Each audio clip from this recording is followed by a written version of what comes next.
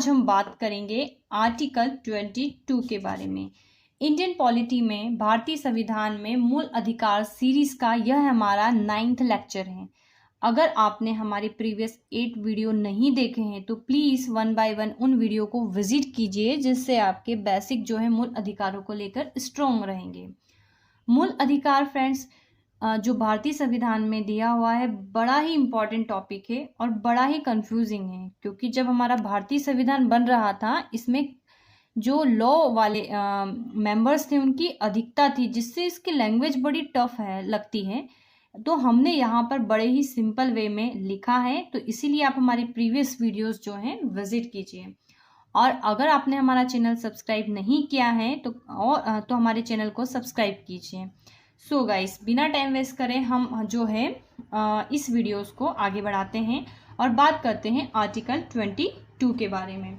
Article 22 के बारे में जानने से पहले हम ये देखते हैं कि जो मूल अधिकार थे, हम पढ़ चुके हैं कि मूल अधिकार जो हैं ये संख्या में 6 हैं, जिसमें हम हमारे प्रीवियस वीडियोस में समता का अधिकार देख चुके हैं, जो कि आर्टिकल 14 से 18 के बीच था। और हमारा है सेकंड जो है मूल अधिकार स्वतंत्रता का अधिकार जो आर्टिकल 19 से 22 के बीच में दे रखे हैं, चल रहा है। तो आज हम स्वतंत्रता के अधिकार के तहत बात करेंगे आर्टिकल 22 की, मतलब हमको किस बात के लिए स्वतंत्रता दी गई है।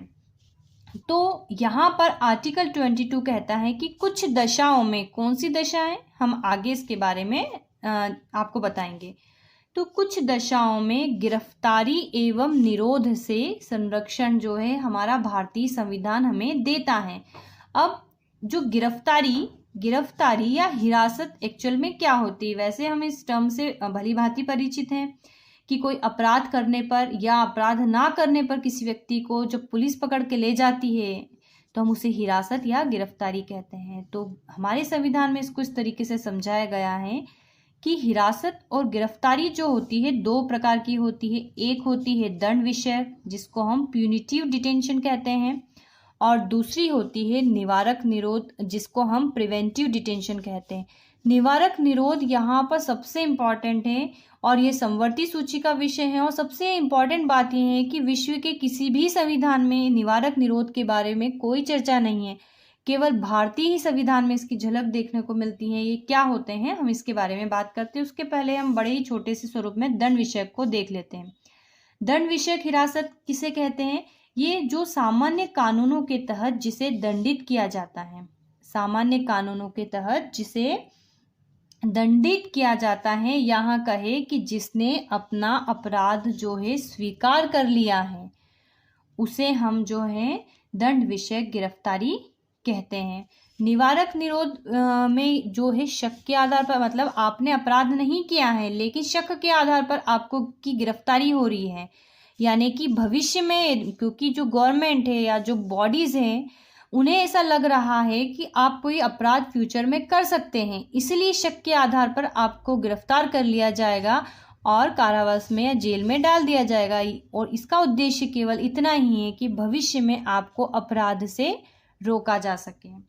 आर्टिकल 20 आपने देखा ही होगा इसके रिस्पेक्ट में, जैसे हाल ही में जब जम्मू कश्मीर में से धारा 370 को हटाया गया था, तब कुछ जो वहाँ के मतलब उमर अब्दुल्ला वगैरह जो वहाँ के स्थानीय नेता थे, उन्हें जो है गिरफ्तार कर लिया गया था, नज़रबंद कर दिया गया था। उन्होंने कोई अपराध नहीं करा था, लेकिन वो कुछ ऐसे भाषण दे सकते थे जिससे कि वहाँ की स्थिति बिगड़ सकती थी, इसलिए भविष्य में अपराध को रोकने के लिए वो ये वाली सिचुएशन को अपनाया गया था। अब जो है हमारे संविधान ने इस बात को पहले से ही सोच रखा था और आज़ादी के पहले भी इस तरह की चीज़ें होती थी। आर्टिकल 22 में जो है 7 खंड दे रखे हैं, बड़े ही सिंपल वे में हम आपको यहाँ पर बता रहे हैं। आर्टिकल 22 में 7 खंड दे रखे हैं। जो क्लोज 1 और 2 है उसमें जो है दंड विषय के बारे में जानकारी है। इससे संरक्षण, मतलब यदि दंड विषय के तहत आप अपराधी घोषित हो तो आपको क्या संरक्षण मिल सकता है, गवर्नमेंट की तरफ से या सरकार की तरफ से क्या सुविधाएं मिलेगी या आपके क्या अधिकार है, वो इसमें बताया गया है। सुरक्षा नहीं मिलेगी, मतलब आपको क्या अधिकार है। दंड विषय 3 फिर 4 जो क्लोज 4 और 7 है उसमें निवारक निरोध के बारे में जो है बताया गया है।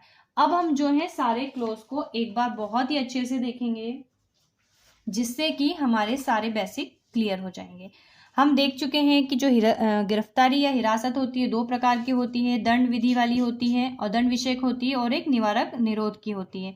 और दंड जो आर्टिकल 22 है उसके जो 7 क्लोज है उसमें फर्स्ट और सेकंड के बारे में इसमें बताया गया है। तो सामान्य दंड विधि के अधीन जो गिरफ्तारी होती है उससे किस प्रकार का संरक्षण हमको मिलता है, तो हम देखते हैं आर्टिकल 22 के क्लोज 1 और 2 में अपराध के संबंध में गिरफ्तार हुए व्यक्ति को निम्न संरक्षण है। मतलब यदि आर्टिकल 21 में क्या कहा गया है, गिरफ्तारी का कारण जानने का अधिकार है आपको। अगर आपको गिरफ्तार कर लिया जाता है तो आपको उसका रीजन जानने का अधिकार है। आपके मनपसंद वकील से राय लेने का अधिकार है। आर्टिकल 22 में बताया गया है कि मजिस्ट्रेट या जो जिला न्यायाधीश होता है उसके सम्मुख 24 घंटे में यात्रा के समय को छोड़कर पेश होने का अधिकार है। और सेकंड बात ये बोलती है कि दंडाधिकारी जो होते हैं के द्वारा बिना अतिरिक्त निरोध दिए 24 घंटे में रिहा करने का अधिकार है भी आपको है। तो इसी तरह आर्टिकल 22 के 3rd क्लोज हमने देखा है कि दंड विषयक में हमने क्लोज 1 और 2 की बात करी है, और 4 से 7 में जो निवारक निरोध की बात करी है, 3 की बात नहीं करी है। तो 3 की बात क्यों नहीं करी है, क्योंकि 3 यहाँ पर जो क्लोज 1 है और 2 है उस पर प्रतिबंध लगाता है। किस तरह का प्रतिबंध, मतलब अगर आप कोई विदेशी व्यक्ति हो या आपने निवारक हिरासत कानून के तहत आपको गिरफ्तार किया गया है तो आपको ये तो व्यक्ति के लिए यह जो है क्लोज 1 और 2 उपलब्ध नहीं है। मतलब आपको गिरफ्तारी का कारण ना बताया जाए तो चलेगा, आपको मनपसंद वकील का अधिकार नहीं है। ये आर्टिकल जो 22 के 3rd क्लोज में इसका बारे में बताया गया है। इसी तरह बात करते हैं हम निवारक निरोध से संबंधित प्रावधान की। आर्टिकल 22 के, अब ये निवारक वाली बात आ रही है, मतलब अब यहाँ से सारे क्लोज उन पॉइंट्स पे बात करेंगे जब किसी व्यक्ति को शक के आधार पर गिरफ्तार किया जाता है। तो 22 का 4th क्लोज ये कहता है कि सामान्यतः निवारक निरोध के अधीन यदि किसी व्यक्ति को गिरफ्तार किया जाता है तो उसे मैक्सिमम 3 माह यानी कि 3 महीने तक ही हिरासत में लिया जाएगा, इससे अधिक नहीं लिया जाएगा। लेकिन जो सलाहकार बोर्ड होता है उसकी राय से यह अवधि जो है बढ़ाई जा सकती है। अब सलाहकार बोर्ड क्या होता है, ये जो है 3 सदस्यीय जो कमेटी होती है इसमें एक अध्यक्ष होता है और 2 सदस्य होते हैं।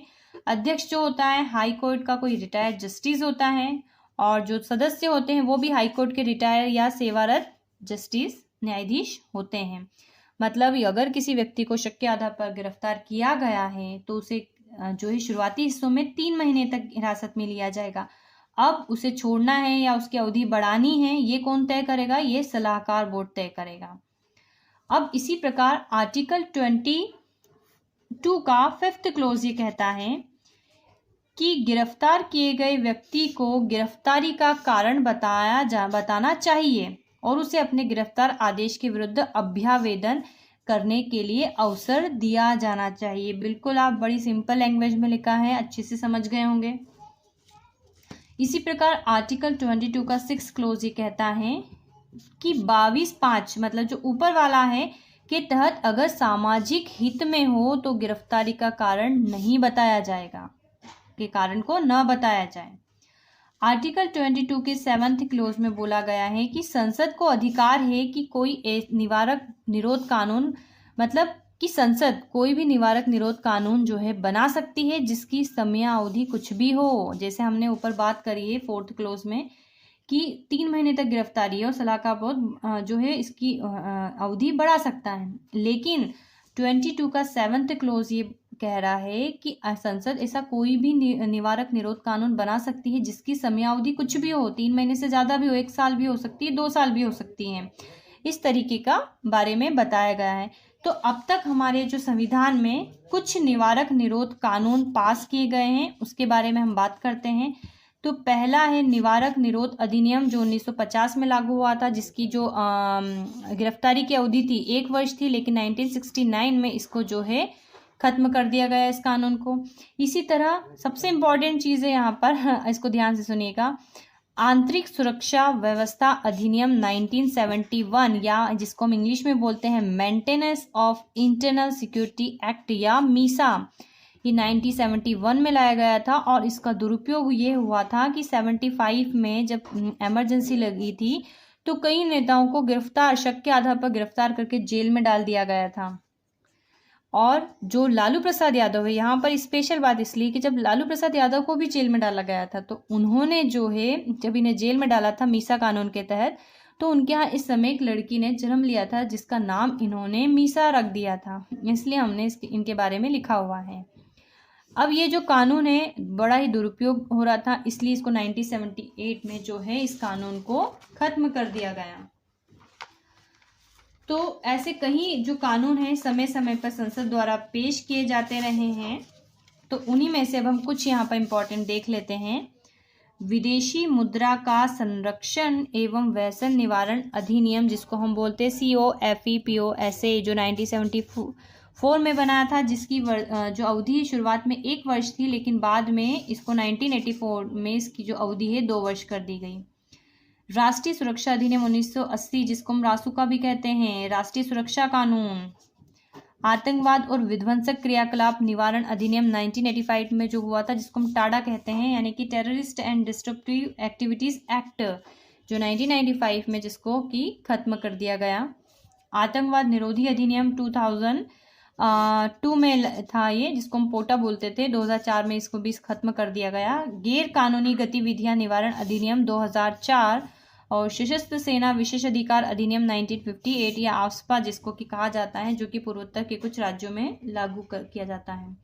सो गाइस, आज के हमारे इस वीडियो में हमने बात करी है आर्टिकल 22 के बारे में, और बड़े ही सिंपल लैंग्वेज में हमने आपको समझाने की कोशिश करी है। आपको किसी भी बुक में इस तरीके से इतना सिंपल लैंग्वेज में और इतने सीक्वेंस में नहीं मिलेगा। ओके फ्रेंड्स, तो अगर आपको हमारा वीडियो पसंद आया है तो हमारे चैनल को सब्सक्राइब कीजिए, इसे अधिक से अधिक शेयर कीजिए, लाइक कीजिए, और अगर पसंद ना आया हो या किसी प्रकार की कोई कंप्लेन है तो कमेंट भी कर सकते हैं आप। और अधिक वीडियोस के लिए हमारे जो है चैनल से और इस एजुकेशन से लगे रहिए। So guys, thank you for watching.